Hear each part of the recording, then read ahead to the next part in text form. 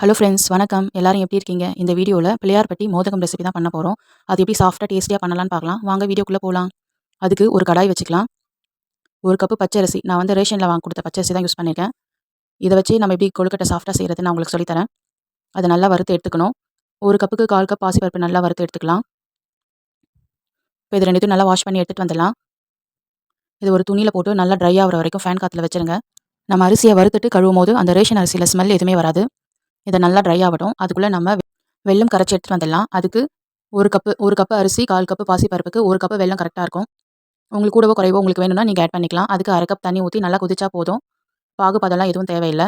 இதை நல்லா ஃபில்டர் பண்ணி எடுத்துகிட்டு வந்துடலாம். கல் மண் தூசலாக இருக்கும்.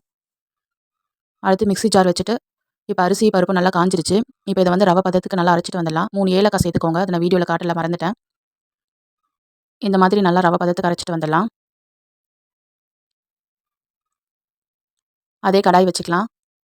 2 1/2 கப்பு தண்ணி ஊற்றினா கரெக்டாக இருக்கும். சால்ட்டு கொஞ்சமாக போட்டு தண்ணி வந்து நல்லா கொதிக்கணும்னு அவசியம் இல்லை. தண்ணி சூடானா போதும். இப்போ நம்ம அரைச்சி வச்ச அரிசியை சேர்த்துக்கலாம். இது நல்லா கட்டி இல்லாமல் நல்லா கலந்து விட்டுக்கோங்க. அரிசியும் பருப்பும் ஓரளவுக்கு வெந்துடும். வெந்ததுக்கப்புறம் நம்ம கரைச்சி வச்ச வெள்ளை கரைசலை இதோட ஆட் பண்ணிக்கலாம். இதை நல்லா கலந்து விட்டுக்கலாம். இதையும் கட்டி இல்லாமல் நல்லா கலந்து விட்டுட்டு ஒரு 5 மினிட்ஸ் நல்லா வேகட்டும். மூடி போட்டுடலாம். அடி பிடிக்காமல் இருக்க நடுவில் ஒரு தடவை எடுத்து கலரி விட்டுக்கலாம். இப்போ தண்ணிலாம் எதுவுமே இல்லாமல் நல்லா கட்டியாயிடுச்சு.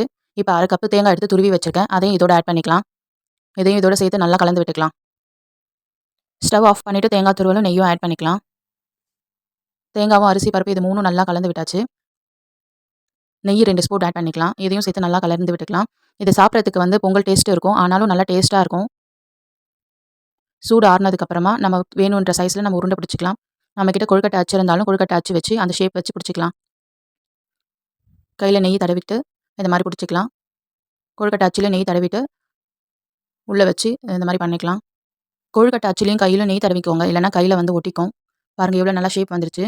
நல்லா வந்துருச்சு. இந்த ஷேப் வந்துருச்சு. உங்ககிட்ட அச்சு இல்லைனாலும் நம்ம கையிலேயே உருண்டை பிடிச்சிட்டு சும்மா இந்த மாதிரி மேலே ஷார்ப்பாக வச்சுட்டு ஒரு கத்தி வச்சு சைடில் ஒரு கோடு போட்டுக்கலாம். உங்களுக்கு என்ன ஷேப் வேணுமோ அதுக்கேற்ற மாதிரி நீங்கள் பிடிச்சிக்கோங்க. நான் சொன்ன அளவுகளில் நீங்கள் செஞ்சு பாருங்கள். உங்கள் வீட்டில் உங்களுக்கு சூப்பராக வரும். இந்த விநாயகர் சதுர்த்திக்கு இந்த கொழுக்கட்டை செஞ்சு பாருங்கள். சூப்பராக இருக்கும். உங்கள் வீட்டு குழந்தைங்க இன்னும் வேணும்னு கேட்பாங்க. அந்த அளவுக்கு சூப்பராக இருக்கும்.